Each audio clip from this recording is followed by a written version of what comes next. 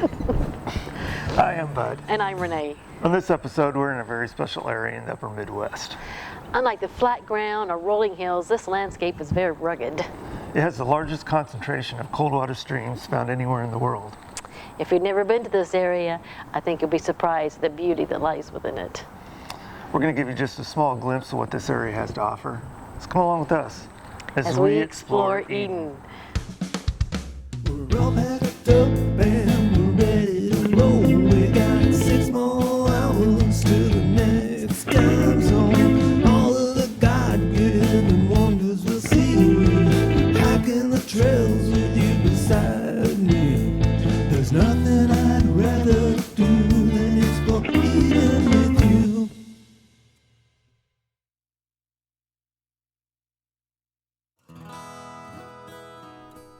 We're traveling east across northern Iowa.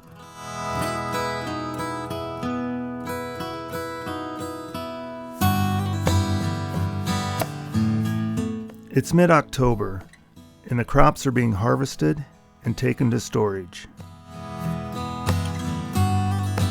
We have been driving for hours across land that has had its hills flattened and valleys filled, as most of the Midwest did, by glacial drift from the last ice age.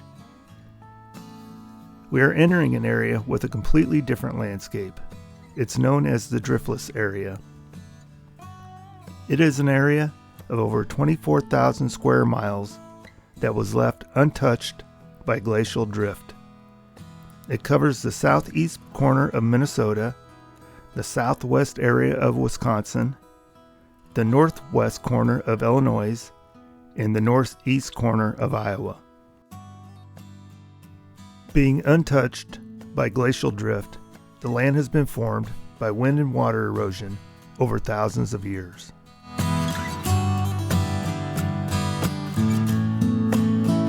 Home for this stop is Pulpit Rock Campground, which lies on the west edge of Decorah, Iowa. We'll cover the campground details later in the video. For now, we need to get camp set up and get ready for tomorrow's adventure.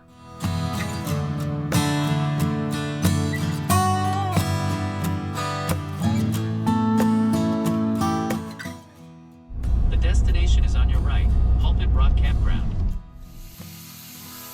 We arrived at the campground early in the afternoon, with plenty of time to set up camp, cook a good meal, and turn in early.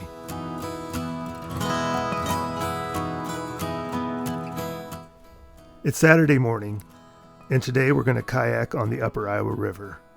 We're driving northwest from Decorah, Iowa to Bluffton, Iowa. It's about a 20-minute drive.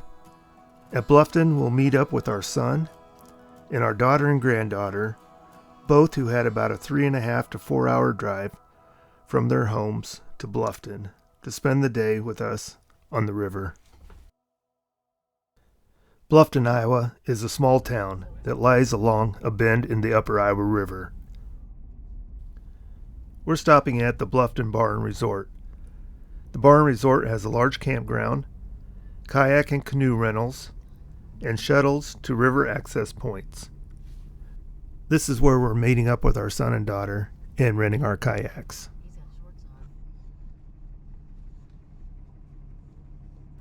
The shuttle is taking us upriver to the Daily Bridge canoe access. From here, it will be a 3.5 to 4 hour float back to the resort.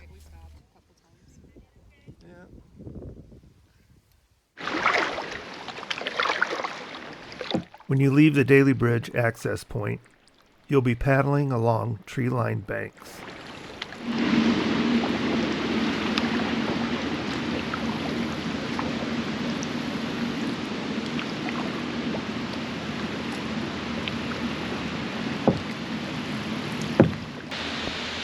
After about 15 minutes of paddling and 2 bends in the river, you'll come to your first bluffs and a cold water spring.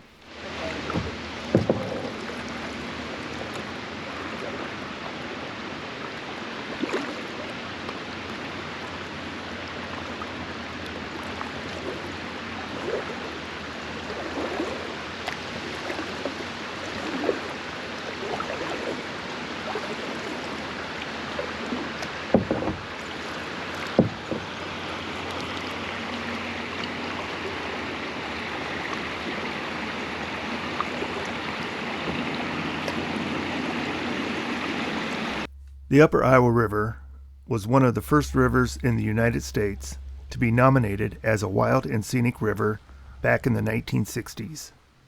And National Geographic magazine put canoeing the river in its top 100 outdoor activities in the United States.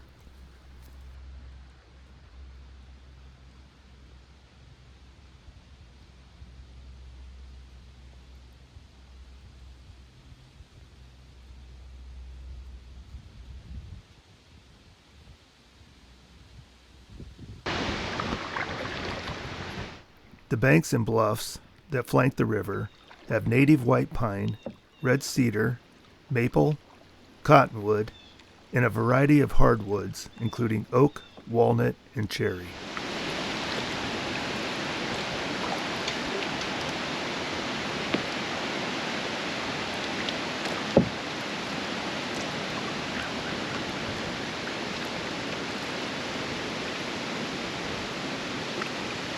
And we were amazed with the clarity of the water.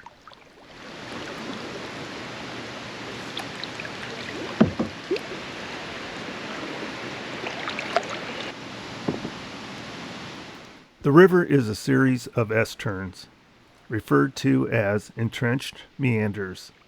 As you come into one turn, the bluffs will be on your right, and into the next turn on your left.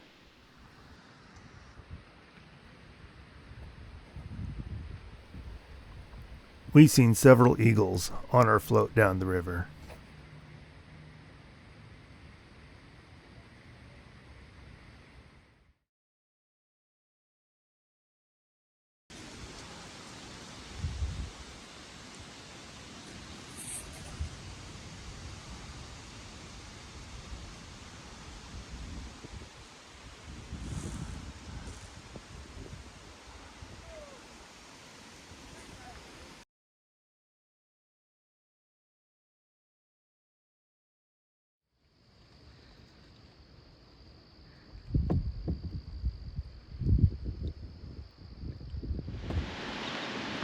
A lot of fishies.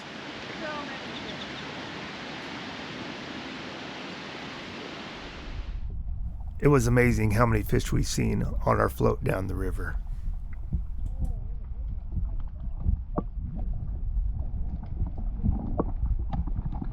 Oh, wow. Yep. Yeah. Ooh, there was one fish.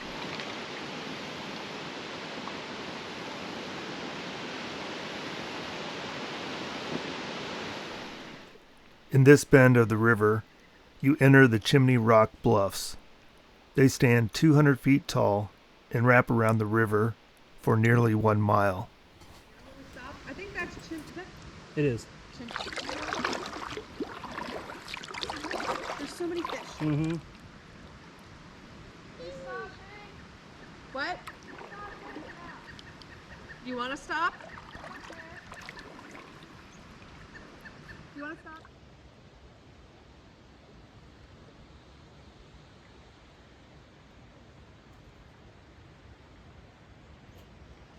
You can't help but be taken in by the serenity and the beauty as you float down the river.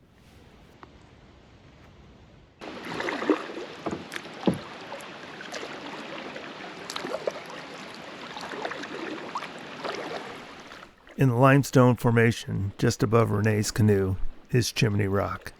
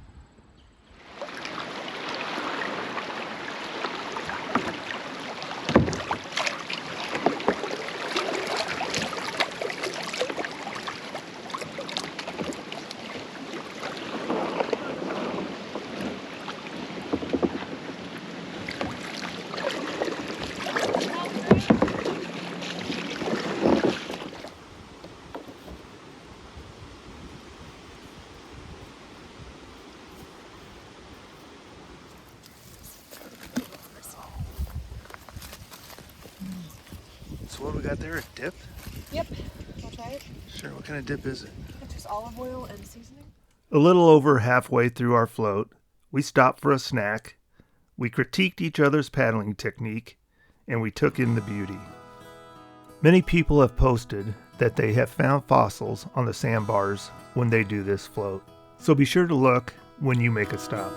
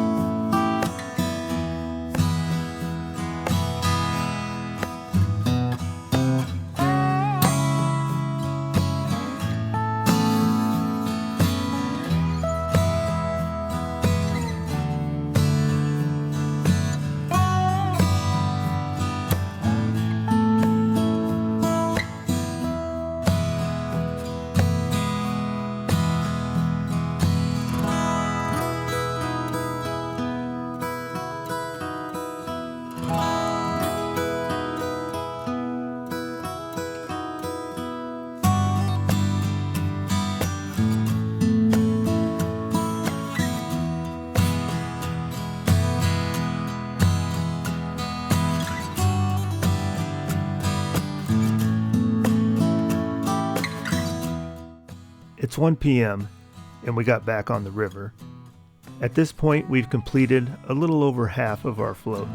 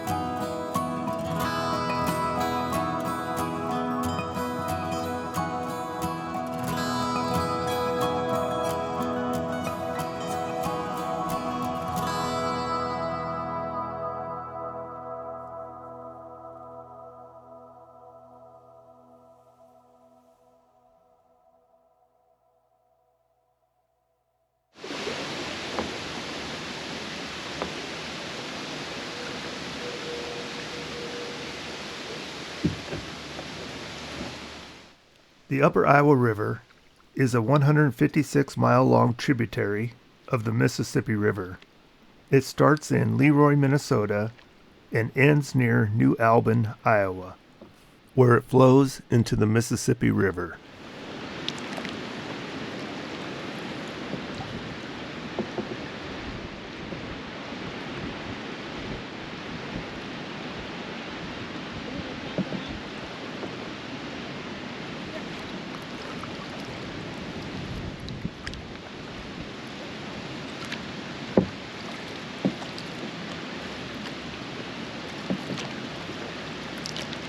Oh yeah, that was way easier.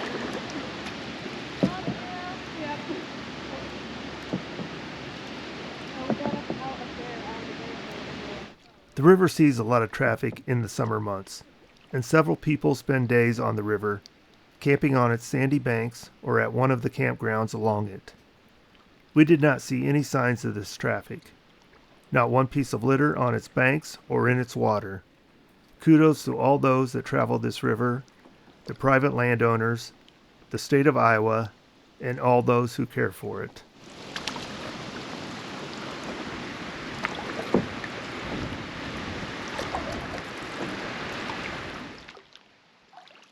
At this bend in the river, you enter into the Bluffton Palisades.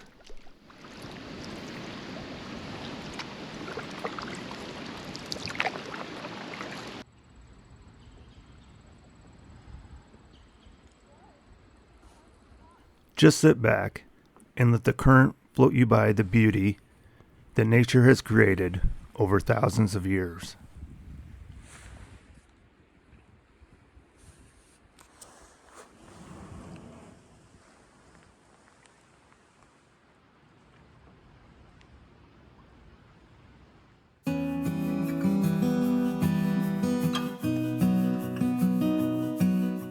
The limestone bluffs of the Palisades reach a height of nearly 300 feet and follow the river for 3/4 of a mile.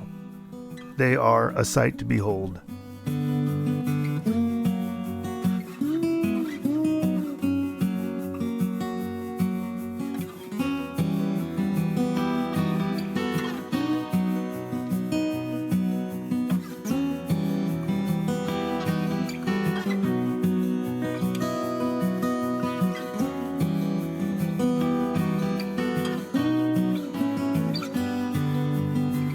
After the Palisades, it's a short paddle back to the Bluffton Resort.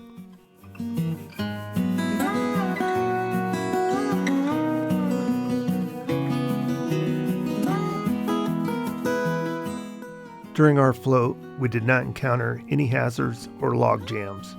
A few ripples here or there. The river is rated for beginning kayakers and canoers.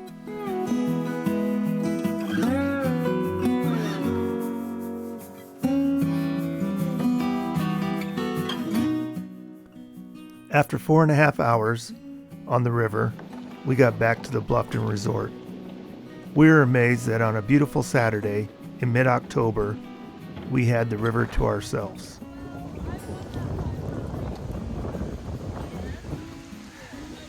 Yeah, you won the race. The Bluffton Resort was reasonably priced, had friendly staff. They set the kayaks on the bank at the access point, and you pull them up on the bank when you return. It doesn't get any easier than that. They recommend doing the trip on a weekday during the summer months.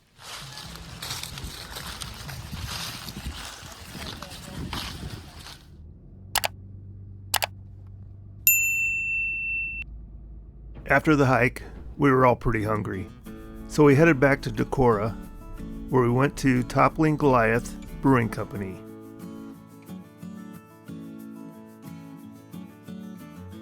Topplings was all decked out for Halloween.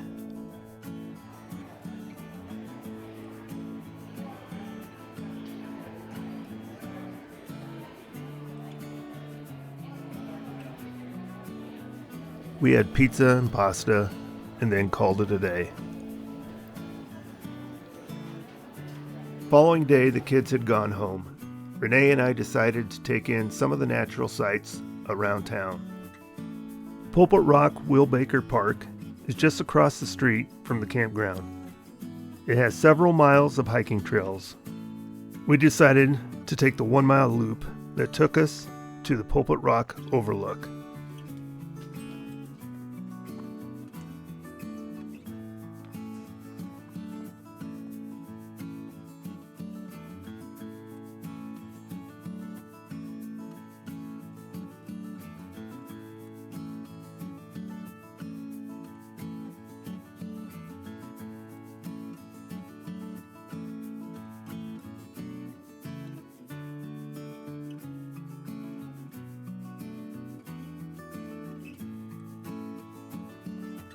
The trail takes you by the base of Pulpit Rock, and as you continue on, it takes you to an overlook that has a great view of Pulpit Rock and the city of Decorah.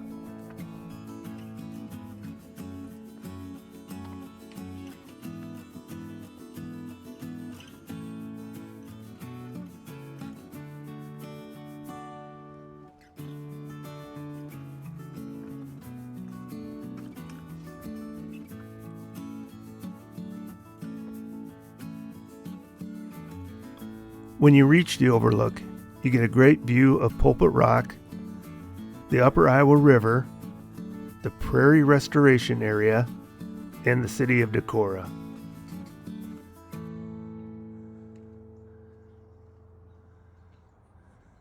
From the overlook, you have a little bit of elevation left to climb, and then you reach the top of the ridge.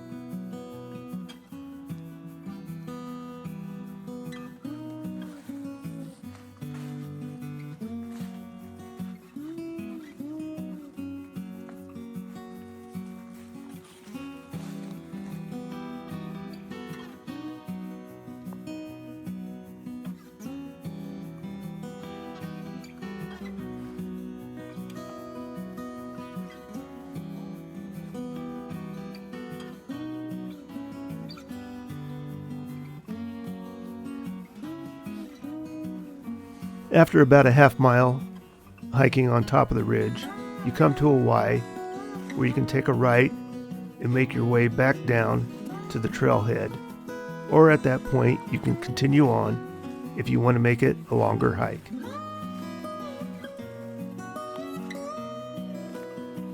We took the trail back toward the trailhead.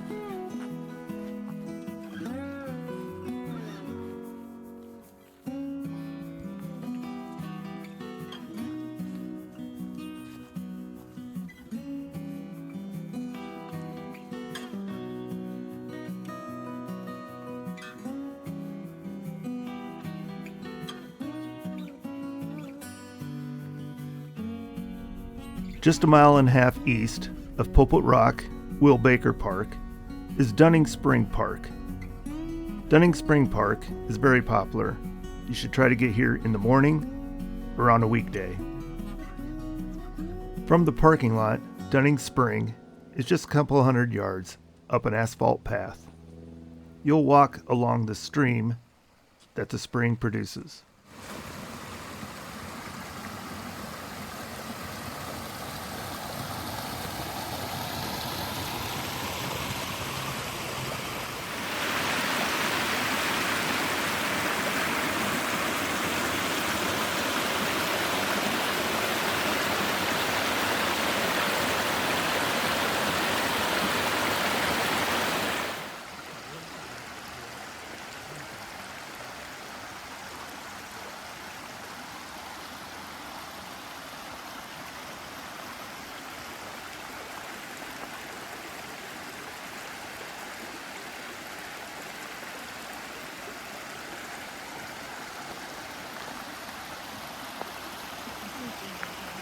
Dunning Spring is the site of the first grist mill built in Winneshiek County, Iowa. It was built in 1849. E.C. Dunning bought the property in 1861. The grist mill was tore down in 1897. Be sure to cross the Stone Arch Bridge. It will take you to a tiered walkway that leads to the origin of the spring. The spring water originates from the Galena Aquifer. The spring discharge volume will vary dependent upon rainfall that makes its way through ground layers and recharges the aquifer. Although the flow of the spring will vary, the water temperature remains fairly constant, around 45 degrees.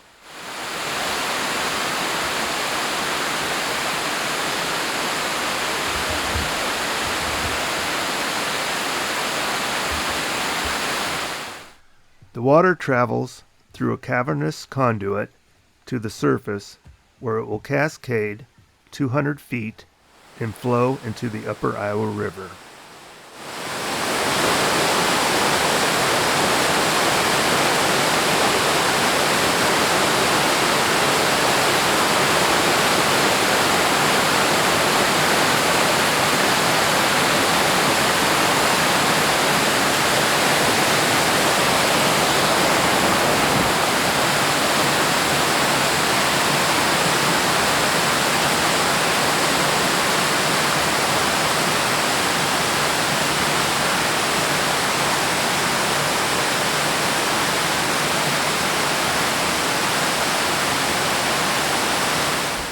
After Dunning Spring, check out the Ice Cave.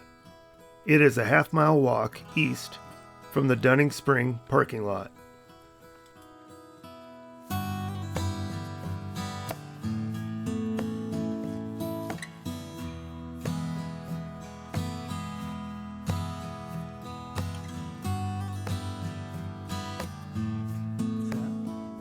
Ice formation in the cave is caused by the sinking of cold air into the cave during winter along a network of crevices which extend back into the uplands. The air drainage cools the rocks to temperatures well below freezing. The ice forms during the spring thaw when surface water seeps into the cave and freezes on contact. The ice begins to form in March and will build up to 10 inches by June. The ice will remain until August or September.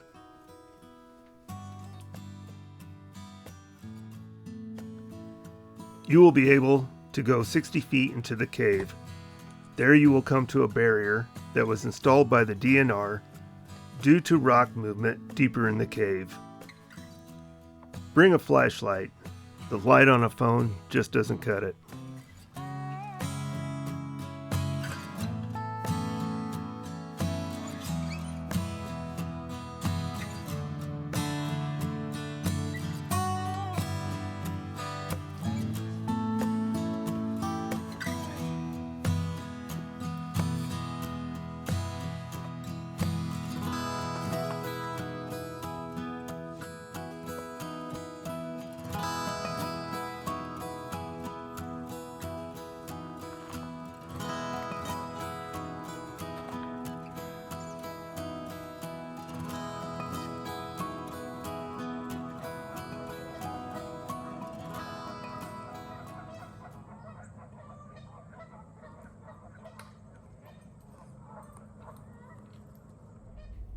On the south side of Decorah is Siewers Spring.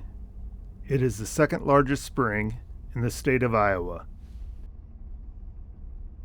Keep right, then arrive at your destination.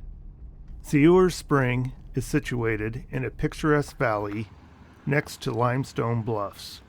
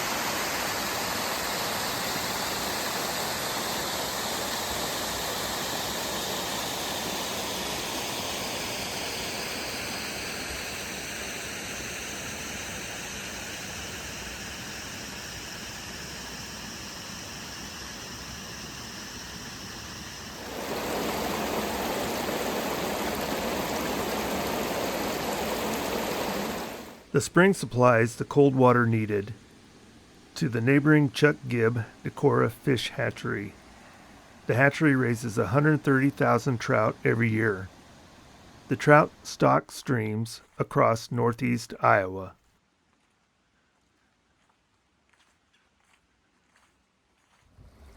Siewers Springs has a native prairie and the most handicapped accessible trout stream in the Midwest.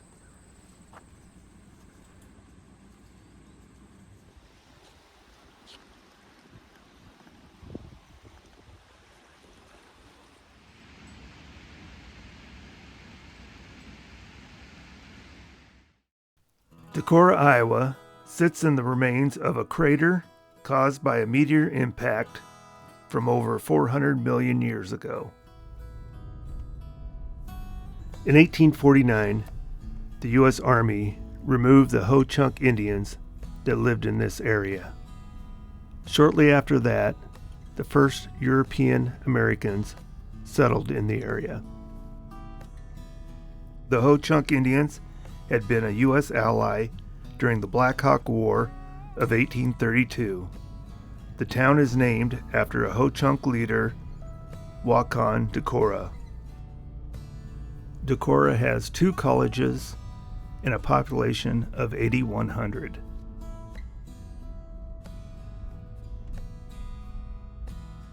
With the amenities of a larger city, a small town feel, 9 parks surrounding the town covering over 500 acres, 5 parks with extensive mountain bike trails, Trout Run Trail, a paved bike trail that circles the city, several springs and trout streams within the city, Decorah is a small jewel in northeast Iowa.